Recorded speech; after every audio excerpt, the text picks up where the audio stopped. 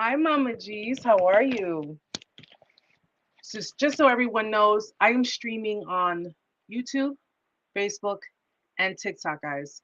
I know I have been away for a while. I have been working hard and in school and going through midterms. We're getting ready for finals. But I decided to come on live today because one, I usually do it every Fridays on YouTube and Facebook, but I had to include my TikTokers as well. Guys, I've missed you so, so very much. My apologies for that. Dark Vader, thank you so much. Oh, wait. No, never mind. No, I swear. I'm telling you right now, people are looking to test me. People are looking to test me. And I'm gonna tell you right now, please do not test me. Please don't test me because you will fail. You will fail. So can you please, if you're able to? Thank you. T, it's nice to see you as well. Hi, everybody on Facebook, everybody on YouTube. Welcome, welcome, welcome, guys. Welcome to Narc Survival 101. It is your girl Erica here. Okay, for those of you who are new to the channel, welcome. If you're just, popping in to see what it's all about, hey, stick around. You never know. You might hear some things that you needed to hear. All right. And if you want to, of course, only if you want to, hit the follow button. Okay. I am back, guys. I am back. I'm ready to talk to you guys. I'm ready to help you guys. I'm ready to move forward with you guys. You guys know me. I don't do intros because I suck at them. Okay. I suck at introductions, but I will give some disclaimers.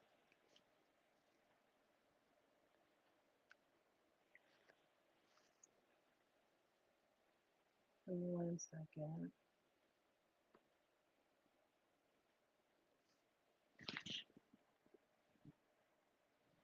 Give me 1 second, guys.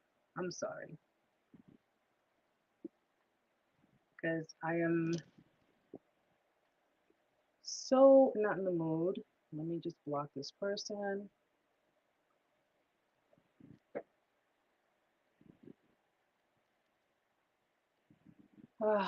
Guys, I try so hard to I'm trying really really hard not to come at anybody, to be honest. I'm trying really hard, okay?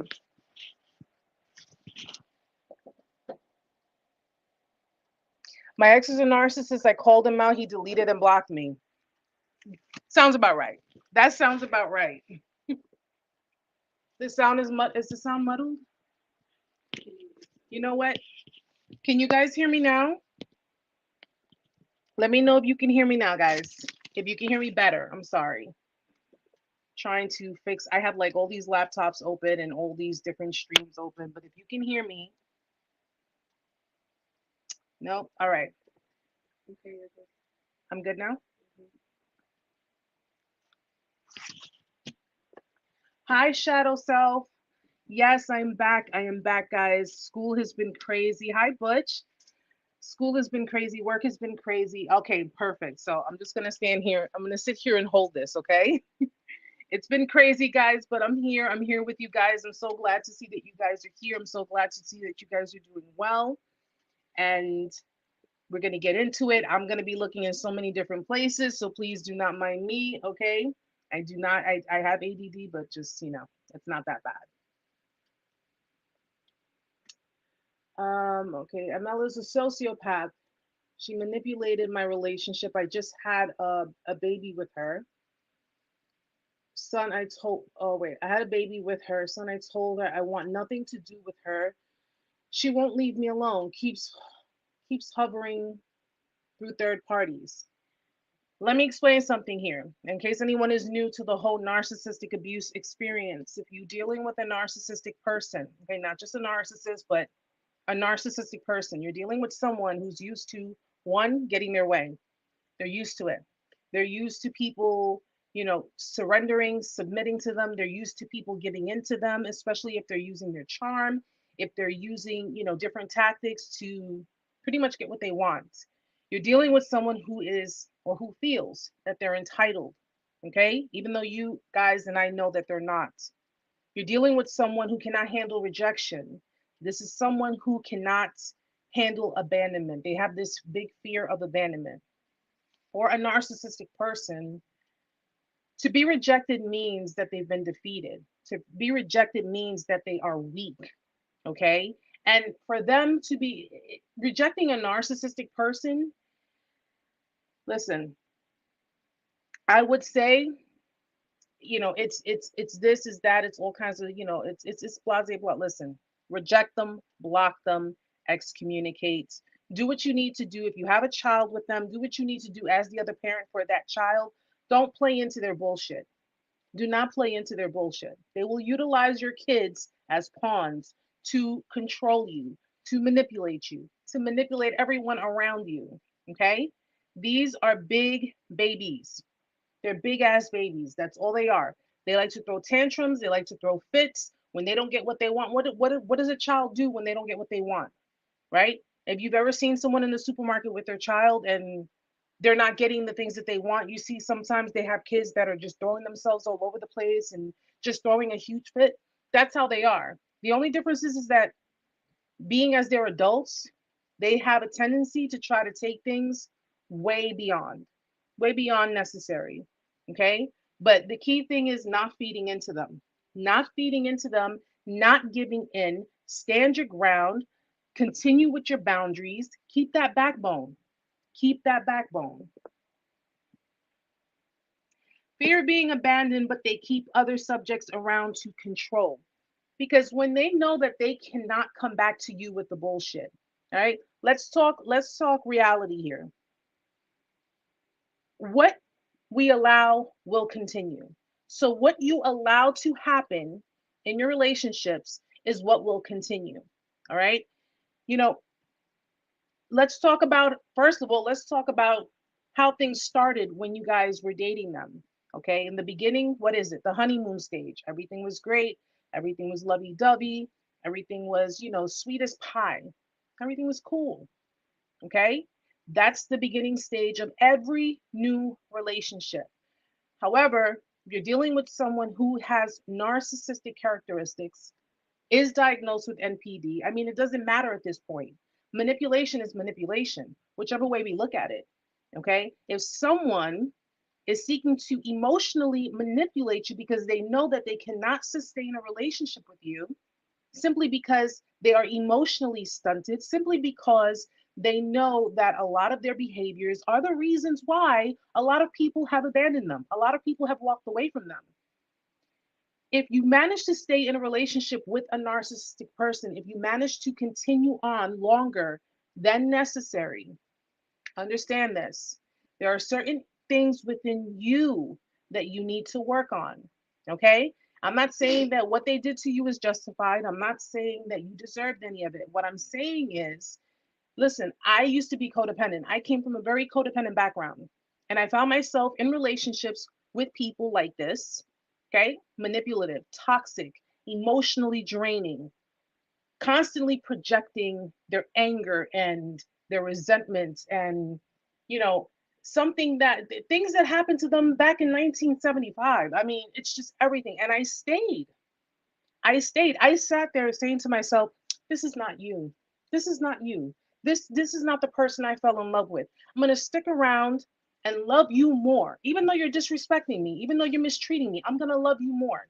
I'm going to love you more. I'm going to continue to give you more, and I'm going to show you that my love can change you. My hard work in this relationship, my taking on this relationship, my taking on the burdens that you carry in your own life, I'm going to show you that I'm loyal, I'm loving, I'm caring, I'm nurturing. I'm going to show you all of these things, and you're going to see. That was my mind frame. You're going to see who I am. You're going to see what I have to offer. And when you see that, you're going to love me the right way. That was my mind frame. If you resonate with that, if listen, if it hits you, if that's how you thought, if that's how you felt, we were never more wrong. I was so wrong in thinking that my actions, my love, my sitting here being disrespected, being disregarded, having, being toyed with, being projected on. I'm sitting here thinking this person's going to change one day. He's going to change. He's going to change. He's going to change any minute now. And the reality of it is that if you're dealing with someone who has narcissistic characteristics, listen, they'll give you the impression, yeah, maybe a little bit. They'll give you a little bit, little breadcrumbs. Things are going back to normal, or things may go back to normal, or they're giving you some type of hope that things will go back to the way they were. And then what's going to end up happening is the minute you think any minute now it's going to all change and this person's going to be here with me, the person that I fell in love with, it goes worse. It just gets worse and worse and worse over time. Okay. Mary, you know what I mean? Because and people, listen, guys, I said this last week, I'm going to say it again.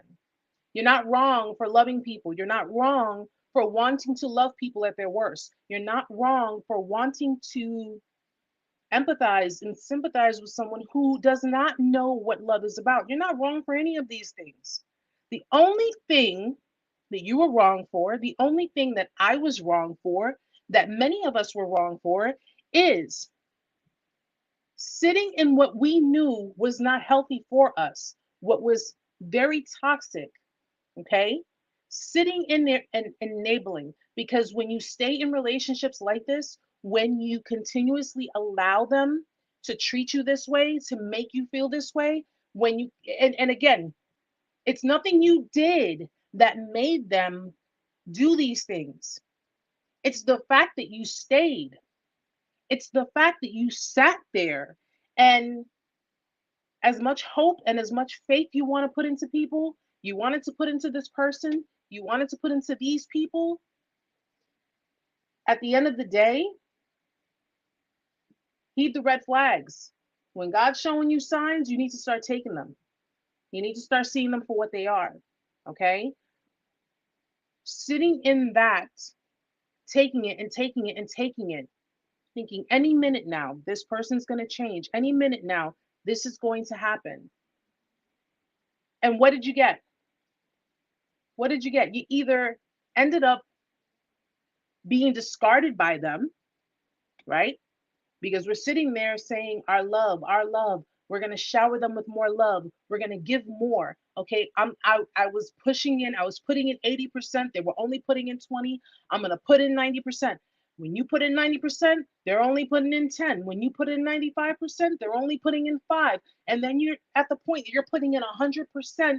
They're not putting in anything. And why is that?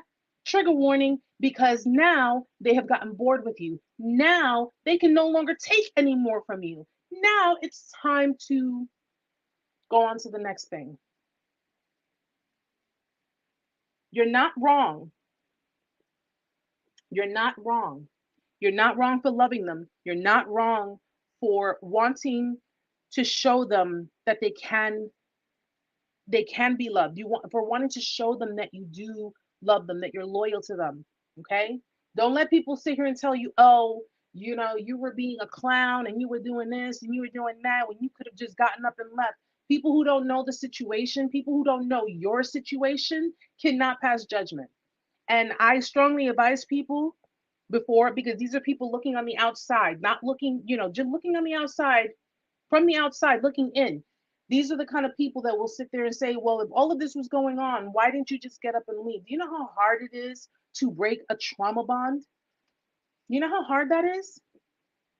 When you have a bond with someone who has been hot and cold, back and forth, mean and nice, you know, yelling at you one minute, hugging on you, kissing you the next minute, telling you I love you, telling you I'm sorry, it'll never happen again, coming at you, giving you attitude, giving you nastiness, making you feel insignificant, making you feel insecure, making you feel like you're nothing, making you feel like nothing you do is good enough, making you feel like, oh, you're this, You're this small to all come back to you and say, I'm sorry, and give you flowers and give you hugs and kisses. And actually, and actually, we'll take it up a notch and actually show some change. They show change. Maybe a week, maybe two, maybe a month. But the minute they see that you're on cloud nine again and you're happy and you're feeling good and you're, lovey dovey and you're all in the relationship, they snap that shit right from under your feet again. And they just completely tear you down. How many of you can relate with that?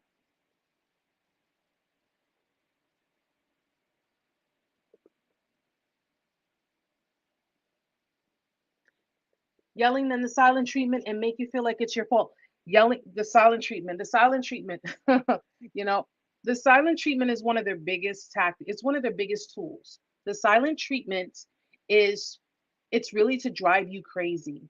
It's to drive you crazy. It's to make you feel like you did something wrong. It's to make you feel like, let me ask you guys something. I want to ask you guys, and let's be honest, because I you know me, guys, and it's okay to be honest with yourselves. Be honest with me, okay? Like always say, this is a safe space. Why is it? And ask yourselves this. I want you to ask yourselves this too. Why is it when someone does something, whatever it is, okay, to cause problems or has a problem, or why is it we automatically blame ourselves? Let's say, for example, they give you the silent treatment in your relationship. They're giving you the silent treatment. Why why did we blame ourselves? Why did we sit here and say, I must have done something wrong, when we intuitively knew that we did not do anything to deserve that? Why do we automatically, instantaneously, why do we blame ourselves? Why do we sit there and say, something's wrong with me? Something's wrong with me. What did I do? Did I do something? Did I say something? I found myself always saying that. Whenever this person would, kind of give me the cold shoulder or like ice me out, what did I do? Oh my gosh. And I'm going crazy. I'm panicking. I'm frantic. What did I do? Did I say something? Did I do something? Did I not do something? Was I supposed to do something? Why do we automatically do that? Why do we instantaneously do that to ourselves? Because we're constantly made out to feel responsible in the relationship. Prime example, why do we take on that responsibility? Why do we take on, and I'm not saying this in a mocking kind of way. I want us to understand. I want us to be able to get into a new relationship understanding our boundaries, understanding what we are willing to put up with and what we're not willing to put up with. Why do we take on the responsibility? First of all, when you go into a relationship, isn't it supposed to be 100 that creates the whole relationship? You put in 100%, they put in 100%. Isn't that how it's supposed to be? Right? So why in the interim? Because if you notice, they were putting in 100%, or what seemed to be 100%, you're putting in 100%, but you notice how you stayed the course. You kept steady. You kept steady. You kept trying to keep things new. I'll tell you guys about myself. I kept trying to keep things new. I kept trying to keep things exciting. I wanted to try different things. I wanted to, yeah, even in the personal aspect, the intimate aspect. I wanted to keep things flowing. I wanted to keep things new, because I love the person. But over time, did you notice how you were still trying and you were still contributing, and that person was, slacking and slacking and slacking and just continuously withdrawing, withdrawing from the relationship, withdrawing from you. And all of a sudden, this other person just comes in and you don't even recognize them. You don't recognize a damn thing. And you're like,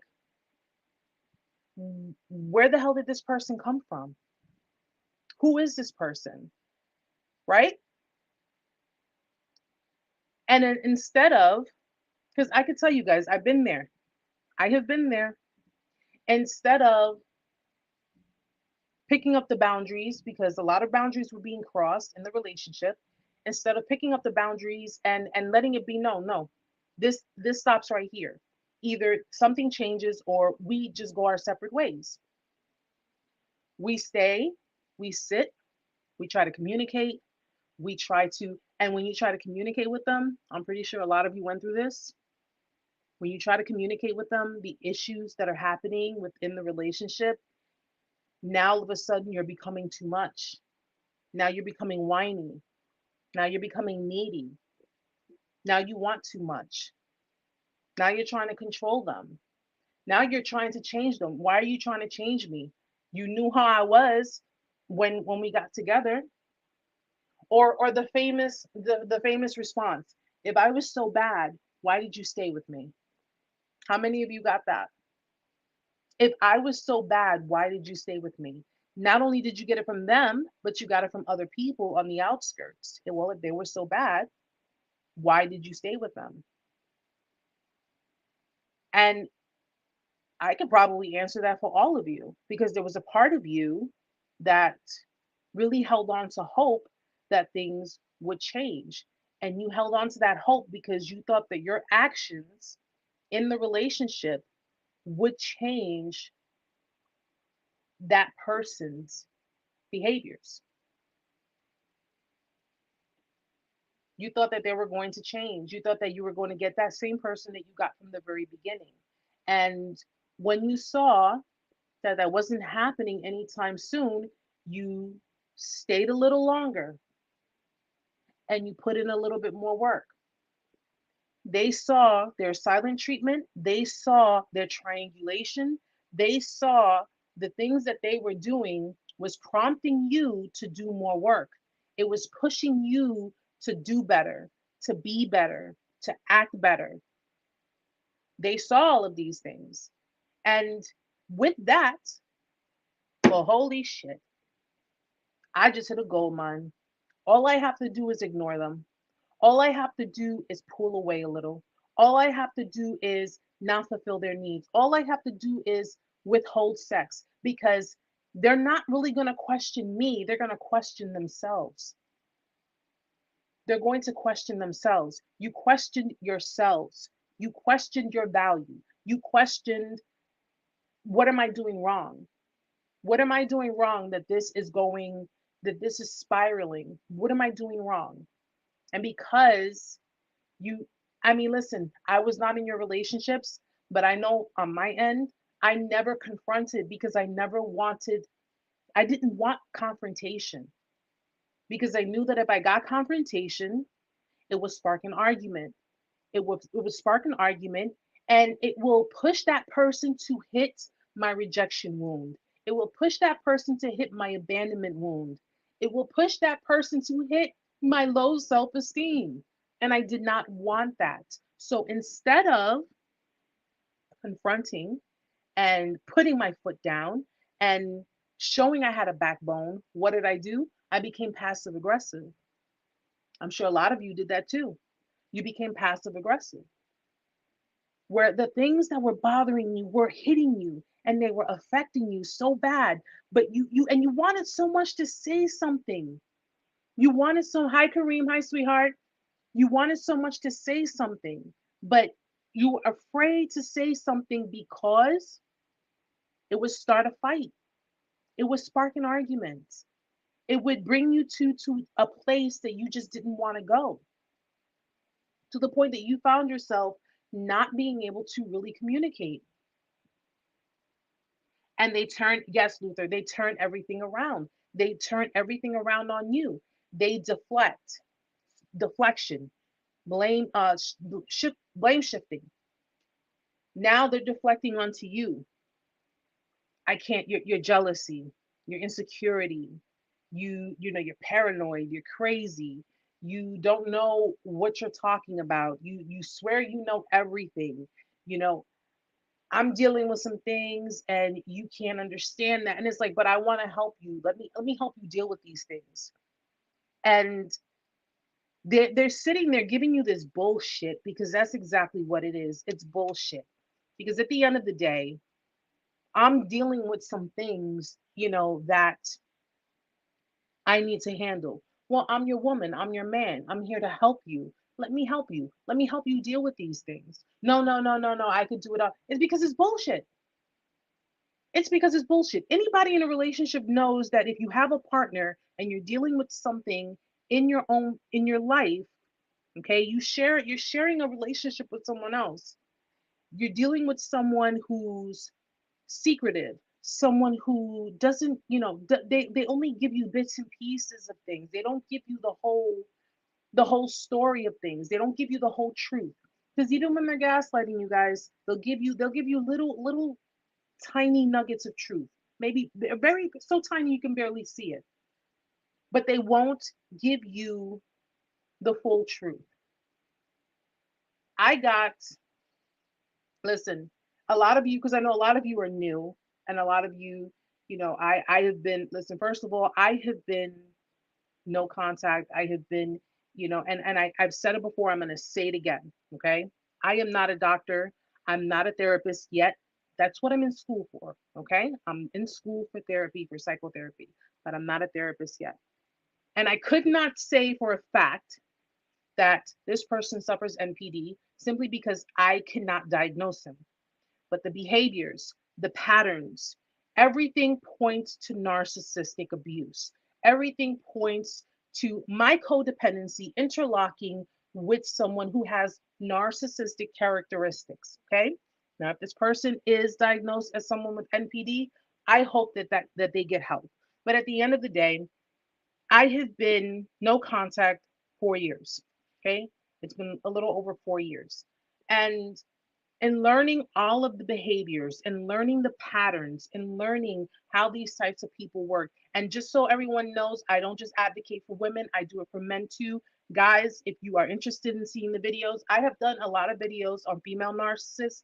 Please do check them out because I think it's extremely important that a lot of people understand female narcissism because at the end of the day, you're dealing with someone, whether they be a man or a woman, chances are, even though it could be either parents, but chances are a lot of the time the mothers play a very big role, especially if you have someone who has a mother who's a narcissist, okay, or sociopathic. They play very, very big roles. All right.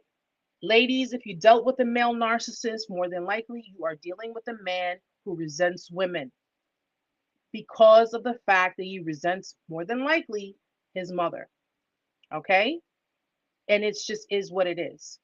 Because if you're dealing with a man who is a narcissist, chances are either I'll give you one of two options. Chances are either A, his mom was the enabler, his father was the narcissistic person, okay? And you're dealing with a man who could not live up to the standards of his father and could not really respect his mother because his mother sat there and took all of that took all of that in, which is probably why a lot of the time, if they come in contact with a woman who is nurturing and caring and provides, they take that as a weakness. They find that to be a weakness. You're dealing with a man who more than likely was emasculated. And by that I mean they had their identity stripped, completely stripped from them. And they were given roles that a man, especially a young man, because if they're young, really should not have, okay? Moms play a very big role in their children's lives. They play very big roles. And if you've seen my videos on narcissist mothers, I've done a video on narcissist fathers too. Okay? Narcissist fathers are probably more overt, but narcissist mothers are more detrimental. They're more detrimental. They will completely narcissist mothers use their children. They they use their children as because, well, as we know with a narcissist, you're their property, whether you're their children, you're their partner, you're their friend, you are their property. They own you. That's their mind. They own you. Narcissist mothers, narcissist fathers are pretty much, you do for me, I do for you. This is with their kids, mind you. You do for me, I will do for you. Okay? If you want something from me, then you have to show me what it is that you're going to give me in return in order for me to do something for you.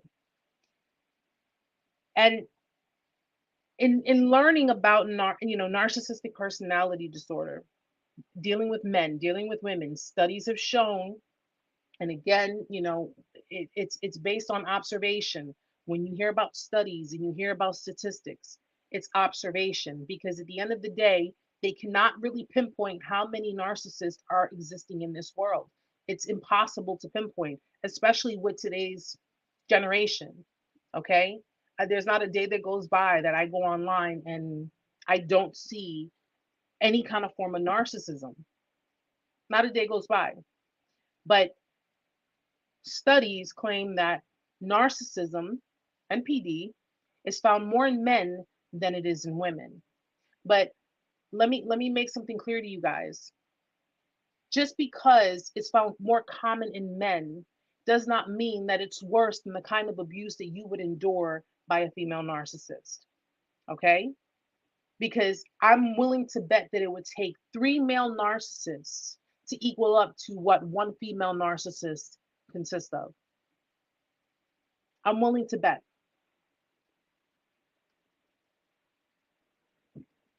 Oh, Queen, and you know something? We know that. We know that.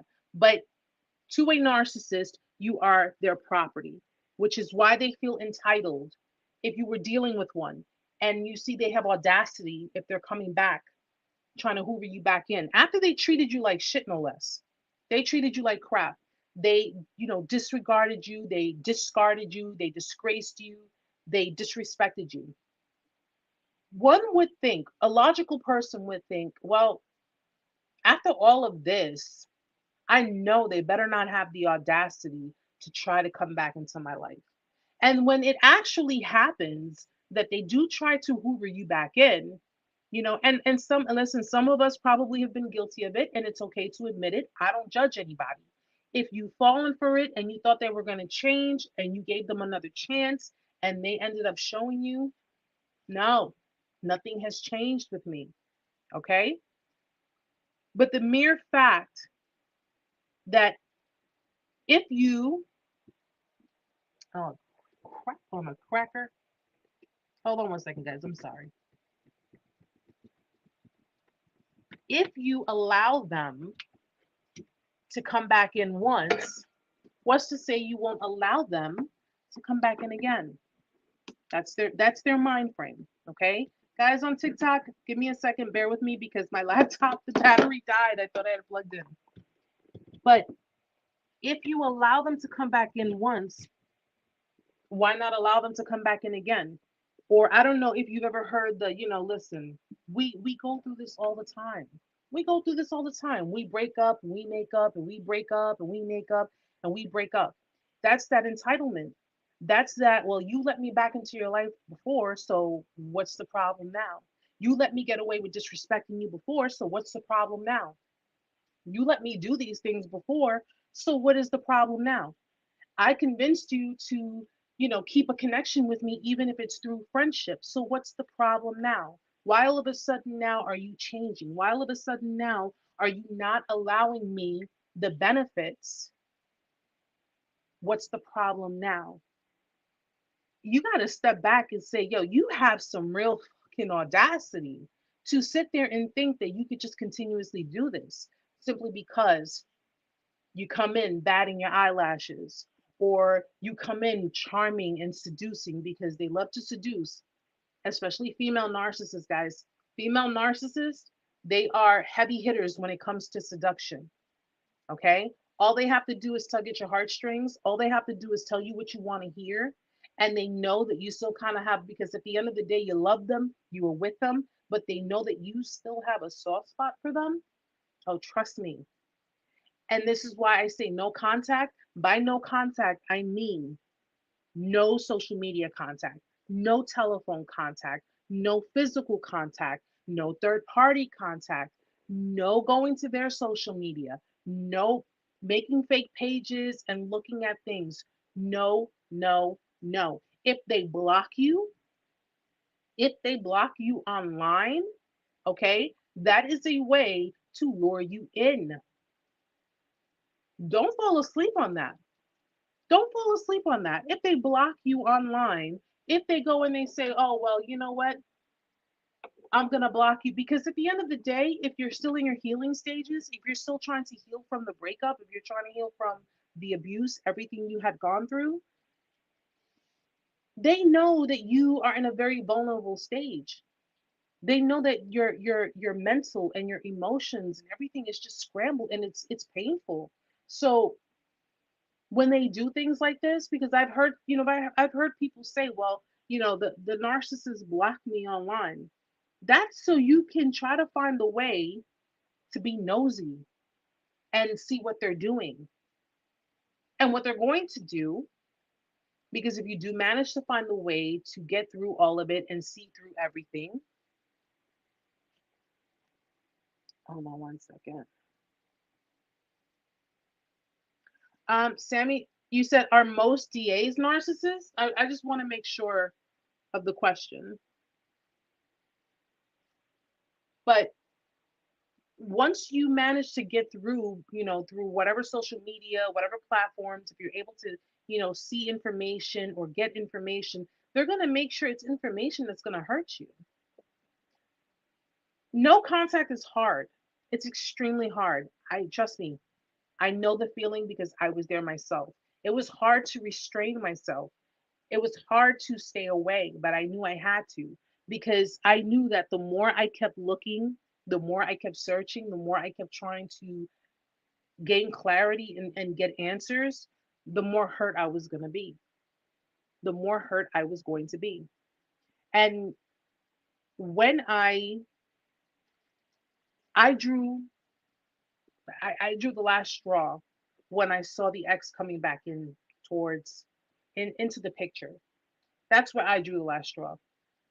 And it's crazy because it takes something like that for me to say, no, I'm gonna just cut this off.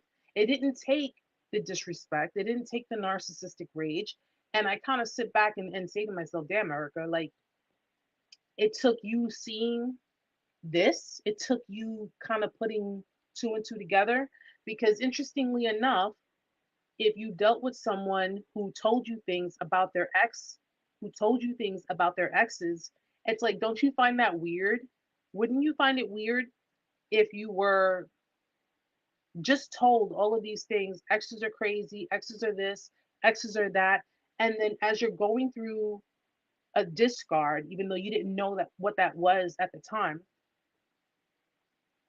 isn't it weird that they would have someone that they told you about that they would never ever, you have nothing to worry about this person and don't worry, we're just friends or whatever the case may be. They're coming back into the picture as you're being shoved out of the door. Isn't that is am I crazy? Am I crazy in thinking that way? Am I crazy in thinking so you disrespected me for the likes of someone that you told me did all types of mean and hurtful things to you? Make it make sense. Make it make sense. Okay? And don't fall asleep, guys. Don't fall asleep to understanding that you could also be dealing with someone whose ex or exes are also narcissistic. You could be dealing with someone like that too, where they use each other, where they go back and forth to each other after failed relationships or failed attempts. Those things do happen too. That's the whole point of recycling. That's the whole point of them going back to what they know, what they're comfortable with, and pretty much what's easy to attain. That's what they do. Okay? Give me one second, guys. I'm so sorry, guys. He said he still support his ex's family no matter what, even if we were to get married. Yeah, no. No. An ex is an ex for a reason. That's straight up my opinion. An ex is an ex for a reason. Okay? Listen, at the end of the day, if you're dealing with someone who has a child or who has children, they have to communicate with their ex. They have to be in touch with their ex. I get it. I understand it. But listen, and for those who do not have children, for those who do not, even though you may date someone who does have children, if you're going to tell me that the person I'm dealing with has a child with their ex and that child is like 21 years old, oh, well, we have to, what? What do you have to do? Your child should have a cell phone. Okay. You got 12-year-olds. Excuse me. Let me go lower. You got 8-year-olds who got cell phones, who got iPads, who have all of these things. Okay. Your child is of a certain age. So the communication should be between you and your child. Now, if there is something involving your child that you have to communicate with the other parents, I get it. I understand. It is what it is. Can't do anything about it. My child has autism. My child has autism. I have to stay in constant communication with my child's father. I have to stay in constant, and my child's only 15 years old, but he's not like everyone else's child. He's not, he's not as coherent as everyone else's child. I have reason for having to stay in contact with my ex because we not only share a child together, but we share a child who has a disability. Now, if I'm dating someone and the interesting thing about it is that, I mean, I'm not putting too much because, like I said, I'm not revealing way too much because I know for a fact that regardless about anything, anonymity is always number one on my list. And I'll just make this clear. I'm being tested. I'm being tested greatly, but I know better. But at the end, the person I dealt with was, yes, that person was in their life for a very long time, given the circumstances, and it was ironic to me because it's like, the irony for me was, okay, if this is how this person treated you throughout the entire time that you knew them, and this is what you're claiming, this is how this person treated you, but yet their family was all, that person's family was just real chummy, real like key with this person. And mind you, I'm one, listen, you treat my family like crap and this is someone I care about. I can't rock with you. I can't roll with you like that. I can't roll with people who emasculate people or make people feel like shit or, you know, who think their shit doesn't stink and they just, they shit on other people. I can't, it's just, I don't roll with hypocrites. I really don't. But the irony of it is that after my discard, dealing with that person, I was dealing with that person for a few years. It wasn't like we were just, dating for a couple of months. We were together for a few years. And after everything happened, I heard not one word from that person's family. Not one word. Nothing from that person's family. And mind you, I was a very big part of it in this person's life. But that other person, that other ex, the ex who we'll just call Devil Wears Prada, because that's pretty much what I refer to, you know, they're cool with her, they're in contact with her. It's funny. I thought my ex's brother liked me when I was with that person. I thought they actually got along with me, but I now see that it was just something to appease for the moment because the reality of it is that the family of the narcissistic, I'm going to say narcissistic person that you were dealing with, they know that you are another one who will bite the dust. They know that.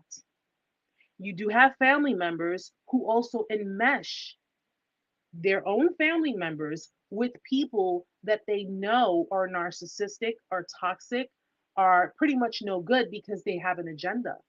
You have family members who do that too. So when my discard came and literally nobody knew me, nobody knew me, nobody hit me up, hey Erica, just want to see how you're doing. I know things didn't work out. Nothing, not one word, not one person hit me up. Not one person checked to see how I was doing. And it's funny. I bring this up because even though it's not important like that, but it did help me open my eyes a little bit more when I tried to while I was with my ex, I tried to add his mom on Facebook because I'm thinking, okay, I'm with the kid, I'm with your son, and we're practically, and we're cool, we're great, everything's cool, and this goes to show people smile in your face, people smile in your face, guys. They'll smile in your face like they love you and you're part of the family and everything, but you know. So I went and I tried to add her on social media. I had her son on social media. So let me try to add her on social media. And I tried to add her on social media. Guys, I sent a friend request 4 times, and 4 times did I not get accepted. And, if anybody knows me, they know Amanda knows me. I'm a nosy bitch. I'm nosy. And something just told me, go to his ex's social media. I don't know what it was, but it told me go to his ex's social media. And that's exactly what I did. And can you believe while I was trying to add his mother on my social media, because I'm thinking, hey, you know, she's my suegra, she's my mother in law, this and that, or whatever. She was commenting on his ex's stuff, calling her beautiful and this and that. And his sister calling her her sister in law and all this and that. And please make it make sense for me because none of that made sense to me. You start picking everything up because at that time I didn't want to make a big deal about it. But when everything happened and I went backwards, that's when you start to look, you investigate, you reinvestigate everything and you see everything for what it is. Oh, so you're a hypocrite. Oh, so you have an agenda. Oh, so I see where you are. Oh, you understand? Until this day, until this day, not a peep. I don't hear nothing from anybody. Quite frankly, I don't want to hear anything from anybody. I do know that people watch me. I do know people monitor me, and that's perfectly fine. Jesus loves you. But I took everything and sat down with it and nitpicked at everything because I was like, I know I'm not crazy. I know when you go backwards, guys, you go back into it. Okay, go backwards. See how everybody was. See how that person was with you when they were with their family. See how that person was with you when they were hanging out with their friends. Compare the two. Compare the two scenarios. Okay? Because if they were shitty with you while they're hanging around their family, that means that these people already know. They already know what kind of person they are. They already know that it was not going to last very long with you. Okay. And these were the same people who were smiling in your face, looking at you like, yeah, we're just waiting for the day to come because we already know what's going to happen. I learned that the hard way. I learned it the hard way. The people I thought cared, the people I thought had my back, the people I thought were on my side clearly weren't. They clearly weren't. And now that I look back to everything, I see that the apple doesn't fall far from the tree. And if any of you have seen my video, the narcissist family, they never cared about you. Their family members never cared about you. Their family members, they never cared about anything with regards to your relationship. Okay? Never cared anything. They care about their own agenda. They care about what it's going to bring to them. And at the end of the day, if you have anything that they can benefit from, if it's something to the point of they're not going to benefit from you, they don't give two shits about you. They really don't. Hold on 1 second, guys. I'm so sorry. Okay, my laptop doesn't want to go on. Maybe, I'm sorry, guys. Maybe that's because I don't have it plugged in.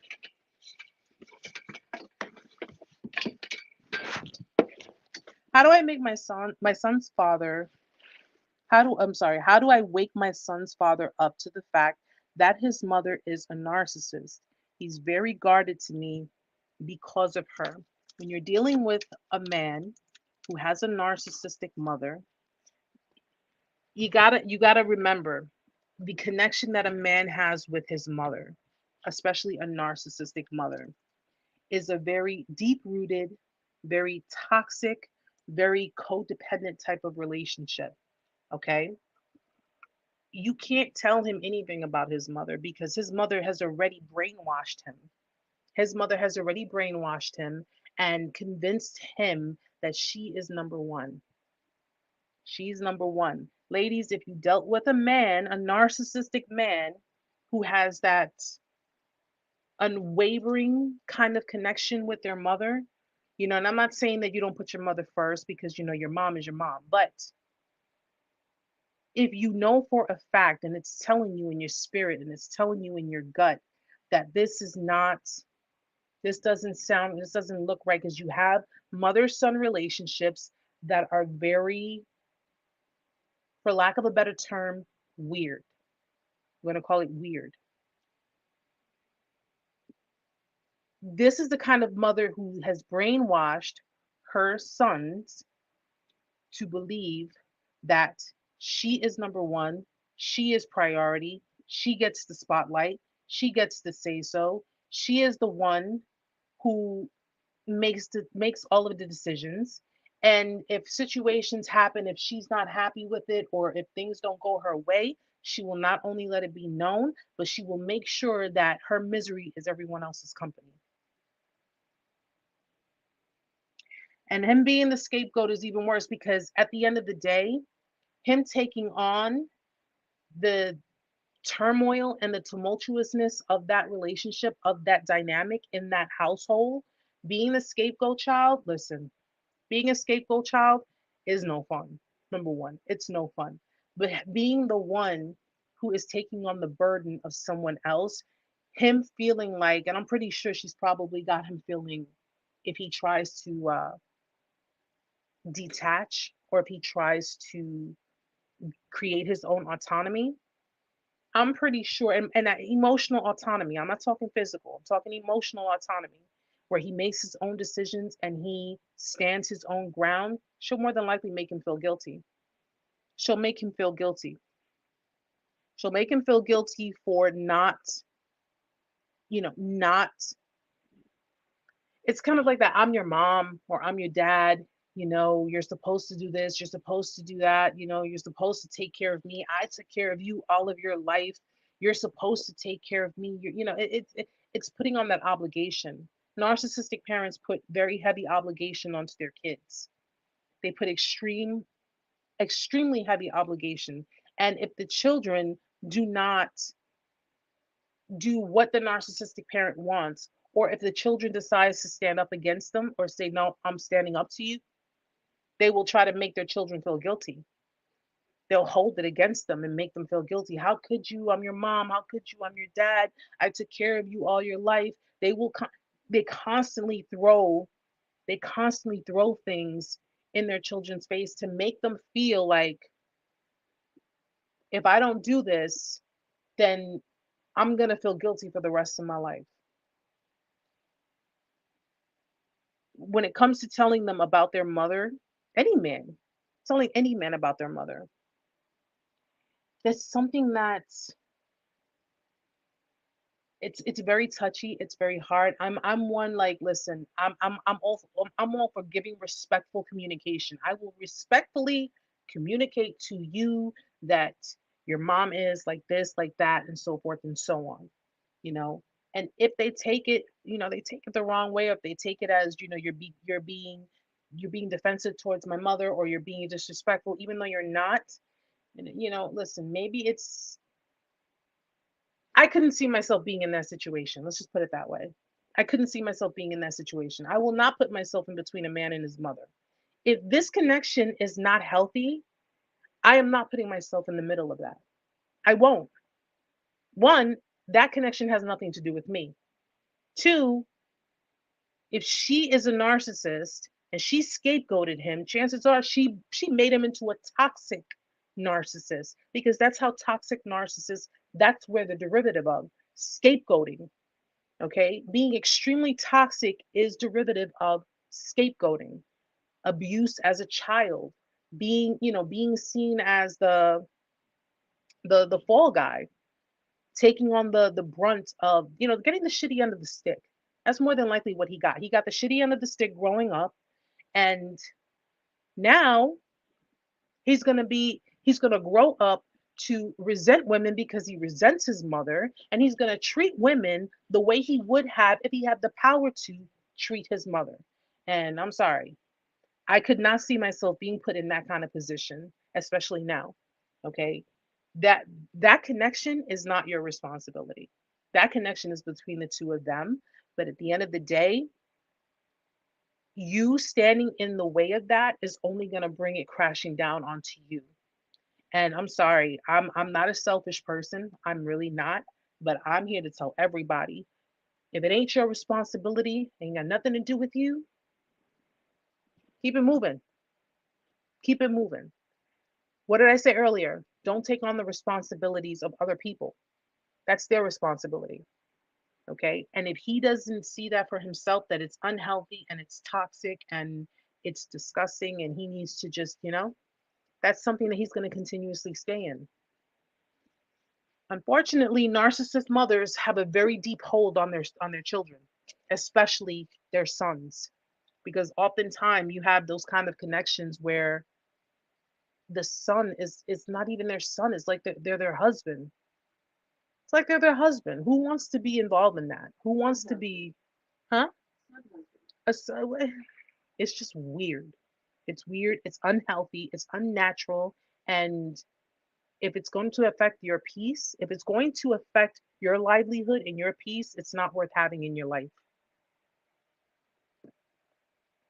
Heather, thank you so much, sweetheart. Hold on one second. Um, a beautiful Taurus. What color brand lipstick? Oh, thank you. Amanda, I put the lipstick right on top of the bathroom sink. You have it there? Now you know. I didn't know we were going to have makeup sessions today. Amanda's gonna grab the lipstick and she's gonna put it up. It's a $1.99, guys. $1.99. I got it from a beauty supply place. It's called what is it? Nika K? Nika, I think it's like Nikka or Nika. Not that one, the red one. It's right there on the sink. She's not. I'm sorry, guys. We're tired. We're tired. I'll just put it up to the camera. If you guys, it's called True Matte by Nika K, New York. All right. I don't know if you guys are familiar with this label, but it's Nika K, New York, True Matte. I'm gonna put it over here for Facebook in case you guys wanted to. Okay. And this costs $1.99. If you can't find it in your beauty supply place or your local beauty supply place, they do have a website. All right. And you can, order. I order like 50 of these. Amanda's gonna type it into the she's gonna type all the information of the lip gloss into the chat.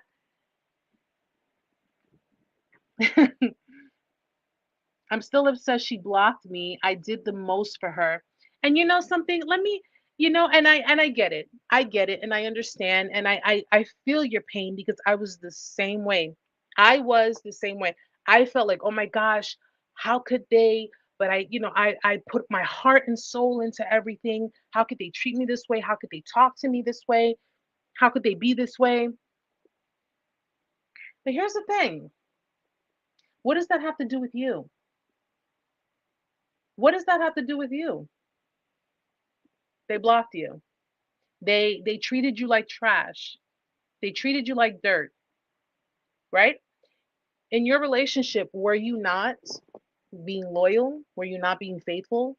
Were you not being giving? Were you not being caring? Weren't you doing all of these things? But yet they managed to do all of these things to you.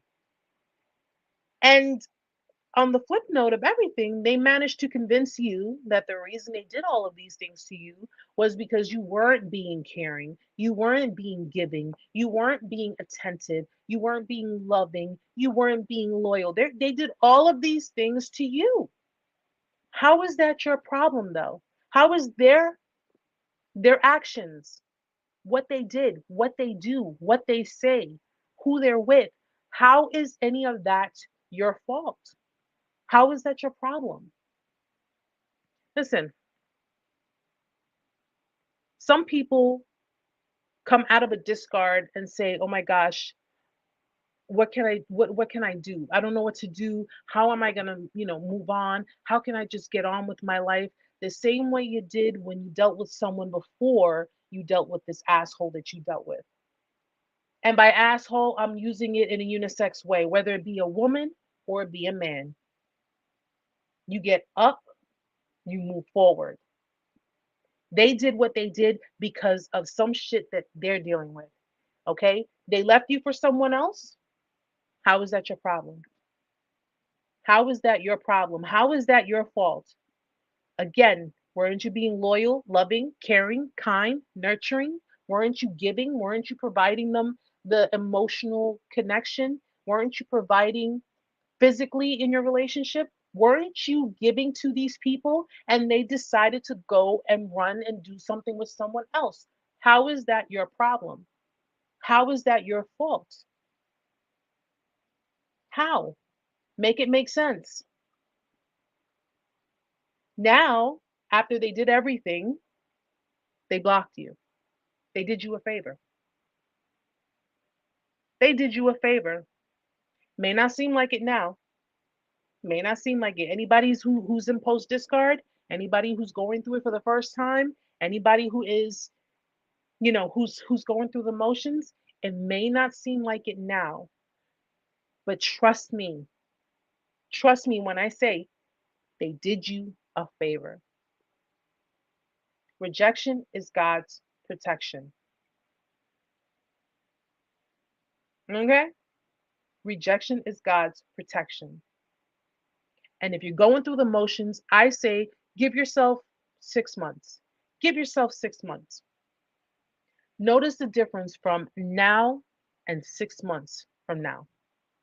Notice the difference in your peace. Notice the difference that you're not arguing. You're not dealing with inconsistency. You're not dealing with immaturity. You're not dealing with, different people coming in and out of your relationship. You're not dealing with someone who is trying to make you jealous because they feel inferior to you.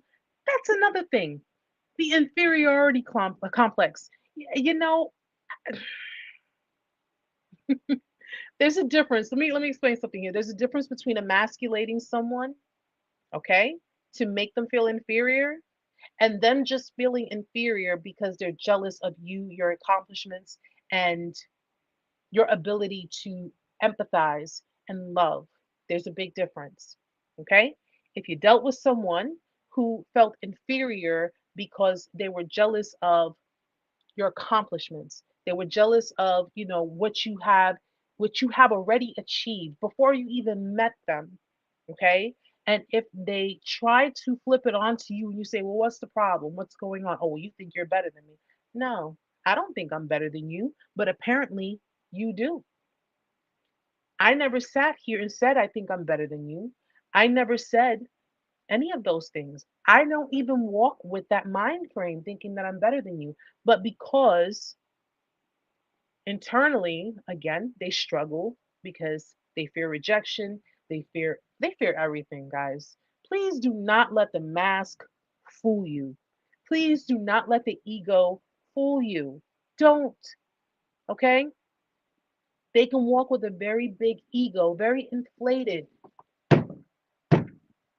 That's how freaking hollow it is. It is hollow, okay? The ego is inflated, but it is hollow, which means that you can take a little pin and you can pop it just like that. The slightest criticism will send them running.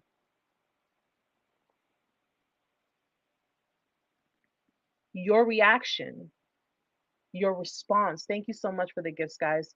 Your reaction, your response. Okay. Hi, daddy. Sorry, guys, my dad's here. Your reaction, your response is what had them to believe that their ego was powerful. They only, listen, you ever heard the saying, words only have power if you give it to them? If you give it power, it will have power over you. If you give them power, they will have power over you. Okay? They will control your self esteem, your confidence. They will control your emotions. They will control how you live your life. You give them power, you give anybody power, they can use it against you. No questions asked. Take away the power, they have nothing. They can't do anything. Going no contact, that's taking away their power. When they were giving you the silent treatment and they were holding back and they weren't saying anything to you, or they were stonewalling you, or they were making you feel like you were being a nag, or you were being annoying, or they wouldn't give you clarity, they wouldn't give you closure, they wouldn't give you any of those things, right? You were chasing after them for these things because you wanted to move on, but you wanted to do it the right way. They weren't giving you those things for a reason. The reason they weren't giving it to you was because they had no intention on letting you get away. They wanted to keep you lingering around. So that way, while they gaslight you and they fill your head up with all kinds of baloney. I'm trying so hard not to curse, but they're giving you all kinds of nonsense, and you can see that their actions are telling you otherwise. You responding, you reacting, you reaching out to them, you saying something to them, you even just, a hey, how are you text message, whatever the case may be, you are fueling them.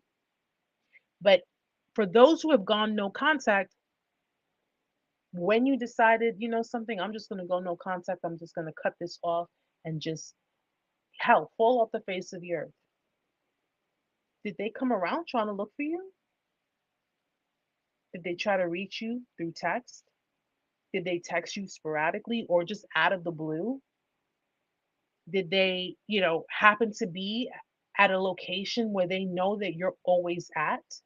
Or did they happen to be in your neighborhood knowing that they don't have any reason to be on your side or your side of town?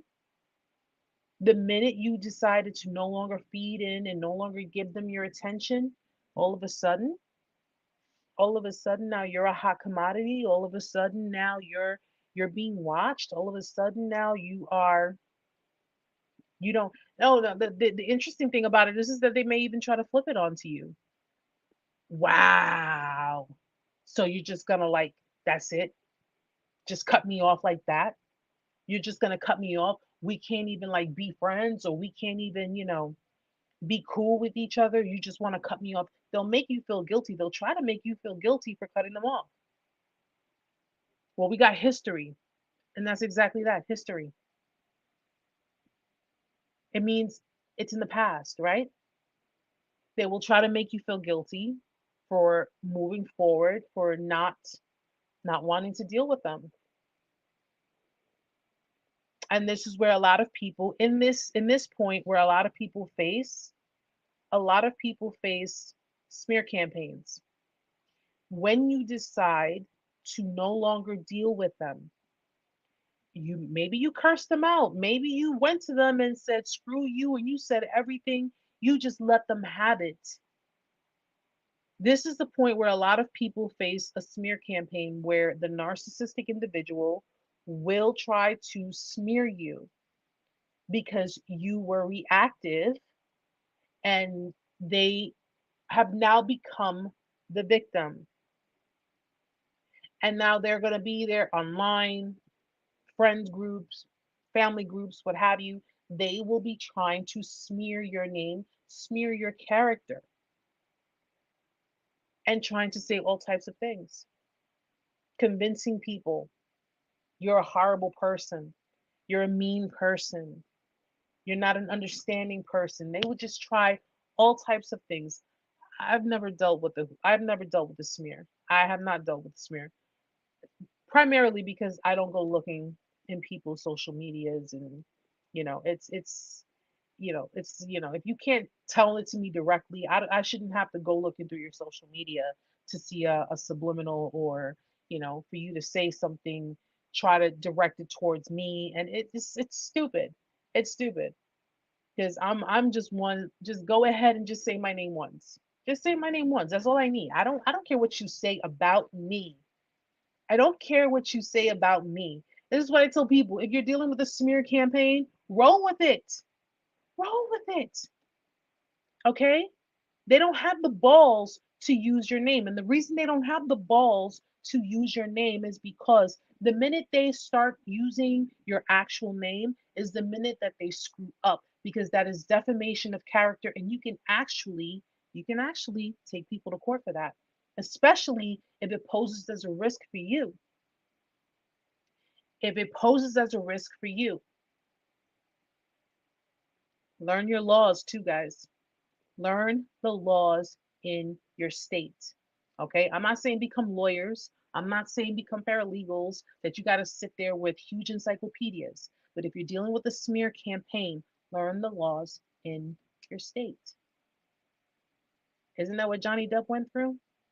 Defamation of character, did he not? Did he not go through that where he ended up losing, or almost losing, because now that he was proven? But learn the laws of your state. They want to smear somebody, okay. But I bet you won't tag me. But I bet you won't say my name, right? Because the minute they do,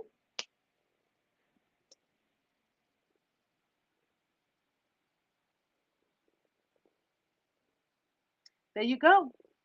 There you go. There you go. And anybody who listens to a smear campaign without actually knowing the facts, anyone who listens to someone else, because you could tell when someone's being bitter, right, guys? You can tell when someone's being bitter and just like okay, you're doing too much. You can tell when someone's being bitter about a situation, and you can tell when someone is genuine. First and foremost, I want victims and survivors to understand something. Okay, it's not smearing if you're telling the truth. It is not smearing if you are telling the truth. That is called testifying. When you go to court, if you have to testify, you swear on a Bible, do you not? You swear on a Bible. I swear to tell the truth, the whole truth, and nothing but the truth. That is called a testimony. That's called testifying. It is smearing if you are lying. It is smearing if you are trying to defame someone's character based on fabricated stories. That is what a smear campaign is. Do not let anyone tell you that you are smearing them. Oh, you're smearing me all night. No, bitch, I'm telling the truth. I'm telling everything that happened from point A to point Z. Everything that happened. Do not feel guilty. I know a lot of people have gone through this. A lot of people who speak their stories, who speak their truth, who speak on the abuse and tell people this is what happened. A lot of people fear that, oh my gosh, am I smearing? Oh my gosh, because I'm being told that it's no, no. And don't let that cognitive dissonance kick in. You understand? You know what happened. You were there when it happened, right? You were there when it happened. You heard what they said. You saw everything for yourself, right? Everything that happened. It is not smearing if you are speaking the truth. And at the end of the day, at the end of the day, the only witness that you need is God Himself. That's the only witness you need. You don't need friends. You don't need family. You don't need exes. You don't need ex baby mamas, ex baby daddies. You don't need their friends. You don't even need your friends.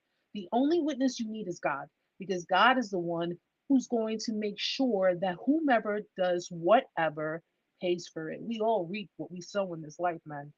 We all do. All of us, even me. That's why I'm making sure I'm planting good seeds. Okay. But just to let you know, guys, it's not smearing if you're telling the truth. If you're speaking up on it, it is not smearing. If you're sitting there trying to emasculate someone because you're upset about something or you feeling bitter about something, that is smearing because people often do that when they feel some kind of way. Just so you know that. Yes, yes, karma. Karma plays a very big role with all of us, guys. We all have karma. We all receive karma. We all create it, okay? It's what you put out there, what you will get in return. These people who are of narcissistic nature, these people who have to manipulate people, these people who have to go above and beyond to hurt people, they live that karma every day. They do. Because you got to think about it this way. Let's say you move on with everything and you're married and you're happy and you're peaceful and you got your kids and you got your husband or your wife and you are living the life. They're still doing the same shit. They're still doing the same thing just with different people. Who wants to live like that? Who wants to live like that? I don't. I know that for a fact. How do I protect my son from his narcissistic mother? She's trying to bully me for my son, and my child's father is enabling her. As a mother, and you don't have to take my advice, but as a mother, from one mother to another, I'd say take your son out of that whole situation because that's what I would do. I would take my son out of that situation. What we allow will continue. And not only that, but it's going to affect your child because your child is going to learn those same behaviors. They're going to learn the same behaviors. And at the end of the day, if you are dealing with someone, whether they're a narcissist or not, if you're dealing with someone who enables someone who is clearly toxic, that person is toxic for you too. The enabler is toxic. Your son's father, listen, I can understand if you love him or, if you're trying to, because you have people who try to coexist in relationships with narcissists, to each their own. I'm not here to judge you. But as a mother, I have to think of my child, okay? My child. I have to think of my child, not his mother, not him. I have to think about my child. If a child stays in an environment like that, if they are, constantly brought around that, they will pick up those habits. They will pick up those behaviors. Okay. And just so we understand, children who are brought up in environments like this can become abusive towards their parents. You have to think about that too. Think about what it's teaching your child. Think about what it's putting in your child's mind. What it's showing your child that these behaviors are acceptable because your child's father is enabling them and you're clearly trying to teach your child otherwise. So my honest opinion, and this is me, because if it were me, I would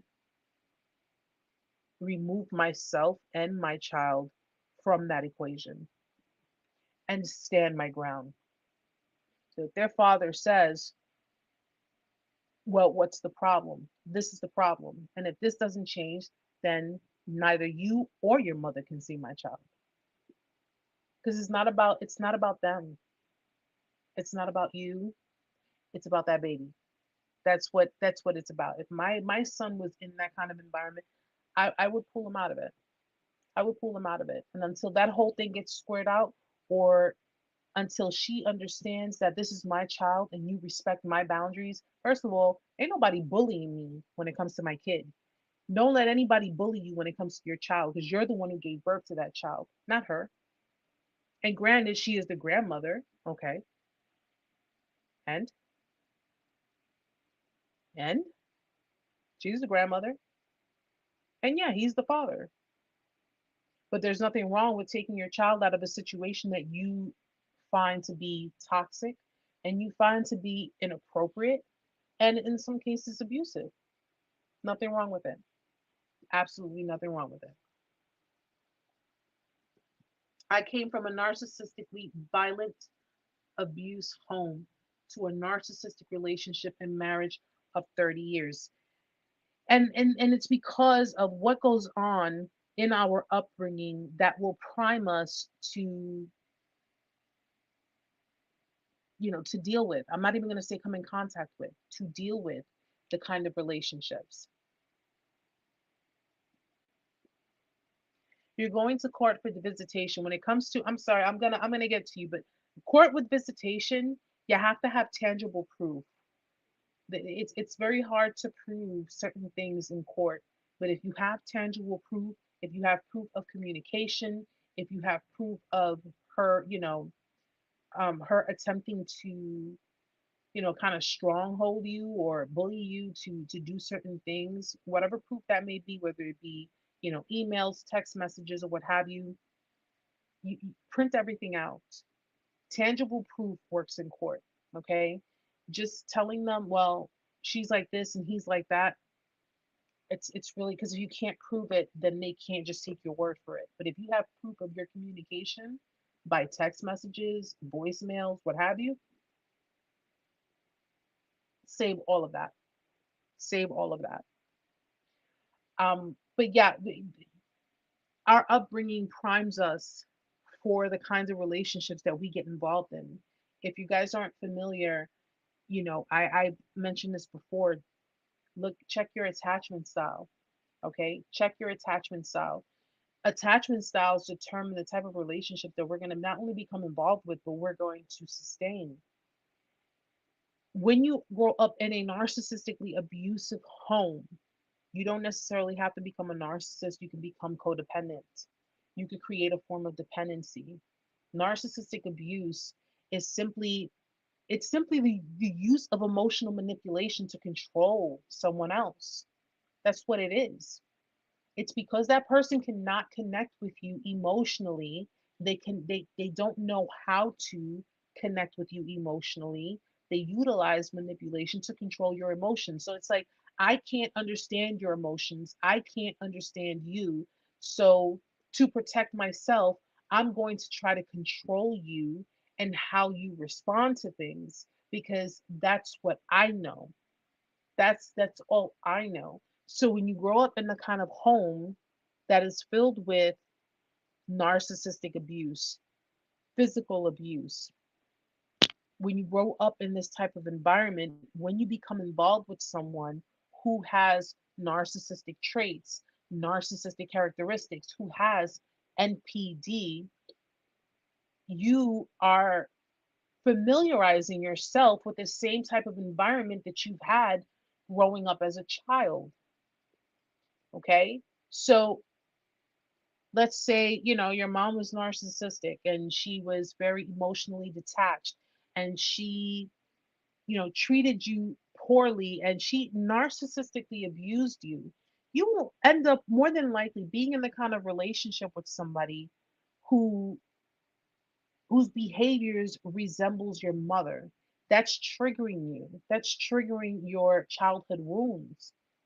And because as a child, if you were, in that position, you, I'm willing to guess more than likely you were working very hard to gain the approval, to gain their approval, your parents or your narcissistic parent or whomever it is that was narcissistic in your life, you kept working so hard to gain their approval, to get them to love you, to get them to acknowledge you.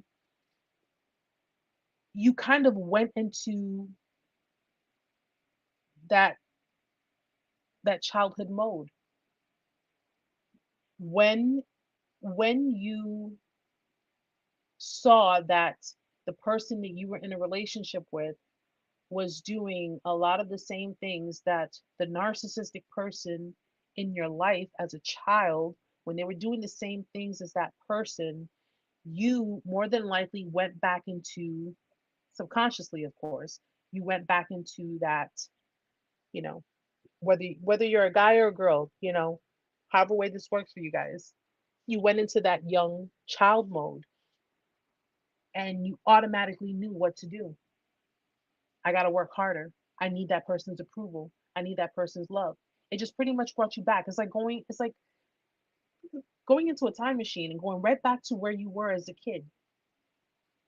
When people grow up in homes that are abusive, okay, and neglectful, you find yourself going into relationships trying to find the love that you were trying to get from that parent or those parents. You try to find that love in your relationships. You're trying to fulfill that. You're trying to fill that void. We walk with voids. You have voids. So you try to fill that by connecting with another person. And if you really think about it, you know, to me, how I looked at my codependency was, at the time, I didn't realize I was codependent. I didn't realize that I was trying to fill a void. I didn't realize that. I was just like, why is it that when I love someone, they can't love me? Or, am I that not lovable? Why am I not lovable? That's what I was saying to myself. Why am I not lovable? Why can't this person or the people I've been in a relationship with, why can't they love me? And I come to realize that it wasn't me. It wasn't me. If you're dealing with someone who's emotionally unavailable, if you're dealing with someone who just does not know how to regulate emotions, doesn't know how to connect with other people, we have to learn to stop taking things so personally. And we have to understand that it's not always us, just might be the other person. So the relationships that you guys dealt with, the narcissistic people you dealt with, the emotionally neglectful people you dealt with, the abusive people you dealt with, it had nothing to do with you. You had your own issues, yes. You dealt with your own stuff, yes. But it had nothing to do with you. And it sounds cliche, but we are all lovable. We're supposed to be loved. We're meant to be loved. And what we have to learn to do is, if we were not loved properly, and by that, if you were not loved properly by your parents or your caregivers, now's the time to start doing it for yourself. Them not connecting with you, them not emotionally being emotionally available for you, that was not your fault. That was not your fault. If you could not, you tried hard to connect with your parents or the person who took care of you, and they kept pushing you away, or they kept, you know, at the sign of vulnerability or emotions, and it made them uncomfortable, and they just, kind of, get away from me. That had nothing to do with you. That had to do with them and whatever issues they had as children growing up. Okay. Love yourself. Love yourself. Okay. Love yourself the way you would love someone else. All that love that you put into other people, all that love that you put into your relationships, all that generosity and that empathy and just your soul. If you can do that for other people, do it for yourself. Do it for yourself, okay? Because ain't nobody gonna love you better than you love yourself. Nobody's gonna love you better than you would love yourself.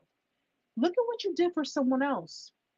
Look at what you did for someone else. All that love you poured into their cups, all that, all that effort. Everything that you ever did for someone else, you did it for someone else. Do it for yourself. Do it for yourself. I do it every single day for myself. I tell myself, I give myself pep talks. Well, after I have my coffee, of course, because in the mornings I'm horrible. But I give myself pep talks and I tell myself, "You got this, Erica. You could do this. You got this. You're." And yes, yes, I'm not gonna lie, guys. I look in the mirror and I say, "Erica, I love you." And if no one has told you today that they love you, I love you. I love you. Okay? I love you guys. You guys push me to get into this like further to the point that I am in school. I am in school because of you guys. I am in school to get my degree in psychology because of the love that I have for you guys, because of the love that I have for so many people, because I know what it is to go through it alone. I know what that pain feels like. And I'm going to tell you something, it's horrible. But you guys have motivated me to take that step. And I'm doing it. I am doing it. And I'm so grateful for you all. And I'm so grateful for everyone who's just joined the journey. And I'm so grateful for those who come to me and ask for my advice and talk to me and feel comfortable confiding in me. I am so grateful for that because I know what it is to not have someone be there for you when you need it the most. I know that feeling. But you guys, I want you to promise that you will put that love, pour that love into yourself, pour that love and that effort into yourself. You deserve it. All the stuff you gave to people who didn't even deserve it, give it to the one person who does. And I mean it. I mean it because I will be checking in on you guys and I will be asking, have you loved yourself? Are you loving yourself? Are you loving yourself? Okay. All right. Just making sure.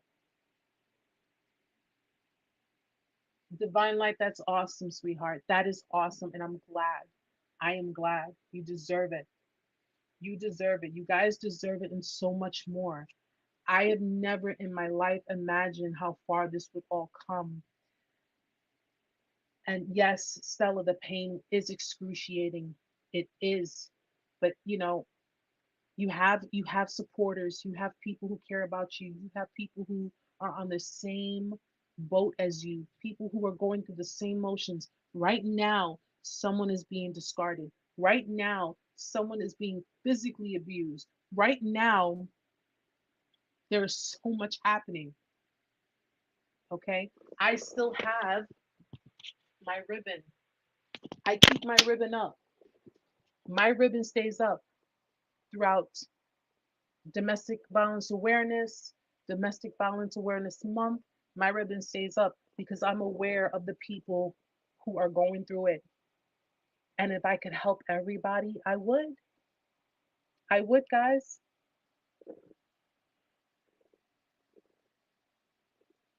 How do you get them into therapy for our daughter's sake? I could truthfully tell you their inability to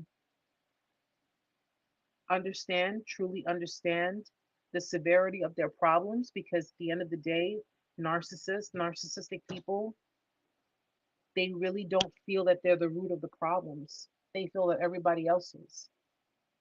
Therapy is very, very hard and very unlikely for someone who suffers NPD.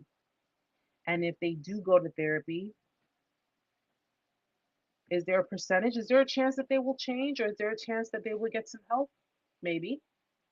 But more than likely, it's just going to be something to, and I'm going to try to say this as nicely as I can, but it's more than likely going to be something to just shut you up.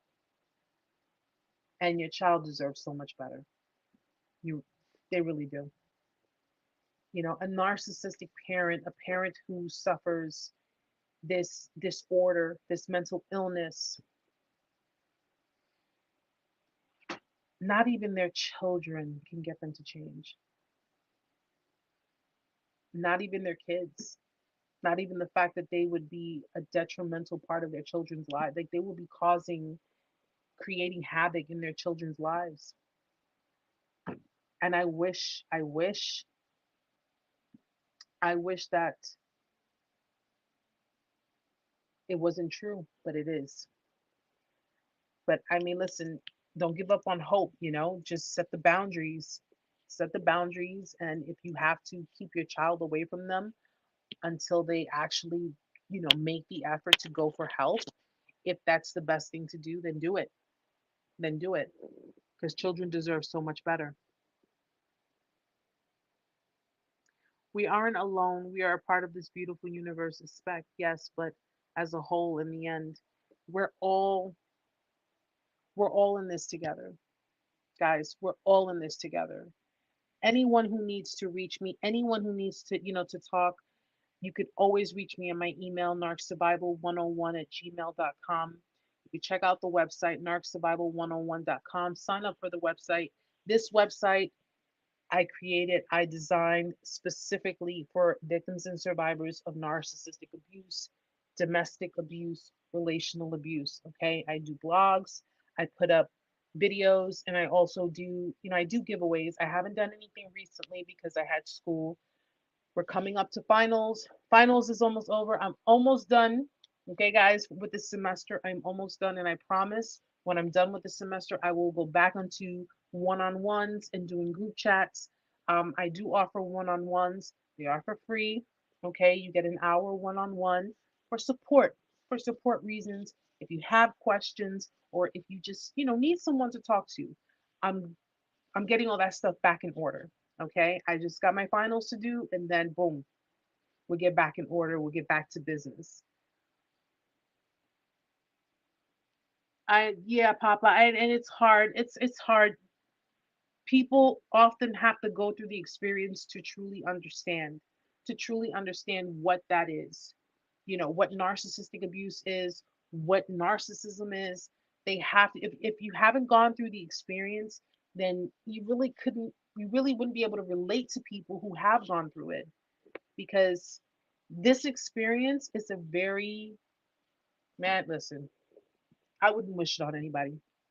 I really wouldn't. Heather, thank you, sweetheart, and God bless you.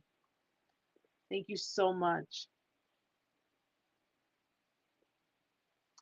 Well, Luther, normally TikTok is Tuesdays, 8 p.m. Eastern Standard Time. Facebook and YouTube is Fridays, 8 p.m. Eastern Standard Time. I just did everything today at one shot because I know I've been gone for a while and I just wanted to let you guys know that I'm back. I am here. I'm with you. I will be back on TikTok. I will be back on Tuesday, 8 p.m. So if you're interested in joining the live again, please follow the channel so that way you're notified as soon as I log on. And Facebook and YouTube, same for you. Fridays, 8 p.m. Eastern Standard Time. If you are interested in it, just hit the follow button, hit the like button, whatever you need to do. Okay? I'm here. I'm here for it. So, guys, thank you so very much for joining me tonight, for being here. Anyone who is new to the channel, anyone who's new to the family, welcome. I'm so happy to have you here. I'm so glad that I was able to just be here. I do have to be up pretty early tomorrow, so I am going to call it a night. But thank you so very much just for being here, just for showing your support, just for being who you are. And remember what I told you, pour that love into you. Pour that love into yourself. Okay. I'm going to be back next week. I'm going to be back on Tuesday. And if I see you here Tuesday, I'm going to ask you, are you loving yourself? Okay. Loving yourself, loving on yourself, feeling good about yourself. It's about you. It's all about you guys. All right. Hi, Kara. Hi, sweetheart. Um, you did ask a question. Can someone have narc traits and not be a narc? Yes, absolutely. Someone can have traits of narcissism. Someone can have narcissistic traits, characteristics, and not be a narcissist. Yes, that is simply someone who is narcissistic. Okay. Narcissistic is derivative of narcissist. That's all it is. Okay. Someone who's a narcissist is someone who is classified, who falls under all of the categories. Someone who is narcissistic is not necessarily a narcissist. They can be someone who is emotionally unavailable and they're just, kind of selfish. But the difference between someone who is narcissistic and someone who is a narcissist is one will not change. The other one is just simply narcissistic. There's always a chance for change. Okay? There's always that chance for change. People with NPD have that ingrained thought process. People who are narcissistic are regular people. Like, listen, we have all different facets of our personality. Okay? We don't just have one set personality. We have so many different things about ourselves. And at the end of the day, we have issues. At the end of the day, we face all types of shit. We face all types of shit. But you know something?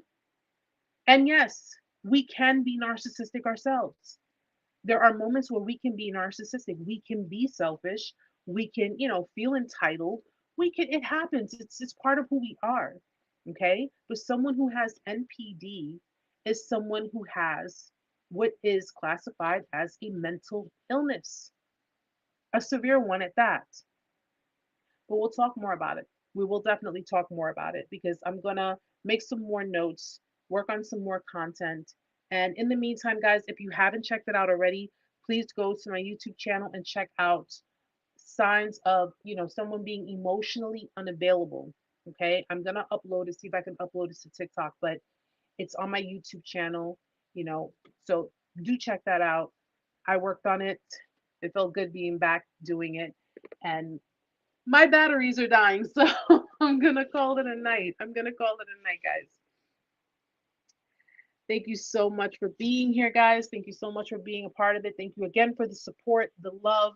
You guys are amazing. If you need me, you know where to find me. You can email me, you can message me, you can, whatever you need to do to get to me, I'm here. All right, my loves. So I will see TikTokers on Tuesday, 8 p.m. Eastern Standard Time. I will see Facebookers, Facebookers, Facebookers, and YouTubers. I will see you on Friday at 8 p.m. Eastern Standard Time. I love you all. God bless you all. Have a beautiful weekend. Have a wonderful night. And until next week, guys, love, peace, happiness, God's blessings, protection, all that good stuff. I'll see you all next week. All right. Good night, guys. Love you all. Bye.